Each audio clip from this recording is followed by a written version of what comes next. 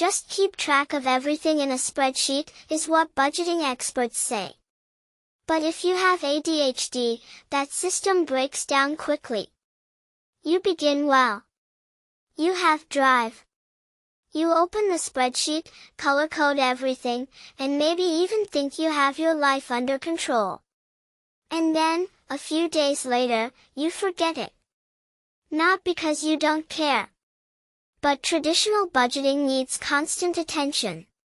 ADHD brains don't work well with consistency. They are driven by what interests them, what is urgent, and what seems important at the time. So you aren't the problem. The system is the problem. You don't need to try harder, you need a system that works without much effort. This one really works. The 3-bucket system is what it's called. Bucket 1 is for fixed bills. This is your set it and forget it account. Rent, subscriptions, utilities, everything predictable gets paid automatically from here. You don't check it. You don't touch it. It just runs in the background. Because if you have to remember to pay bills, eventually, you won't. Bucket 2 is your impulse fund. This is the money you're allowed to spend with zero guilt. No tracking. No overthinking. No shame.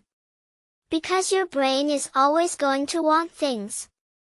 That's not a flaw, it's just how it works. So instead of fighting that, you give it a safe place to exist. When the impulse hits, you can spend from this bucket freely. And when it's empty, that's it. No stress, no regret. Bucket 3 is for long-term savings. And this is the most important rule. You don't see this money. It gets moved automatically before you even notice it. Out of your main account, into a separate place. Because if you can see your savings, your brain will try to use it. Which brings us to the next rule. Out of sight really does mean out of mind. If your savings are in the same account as your spending money, they don't feel like savings, they feel available. So move them somewhere harder to reach. A different bank.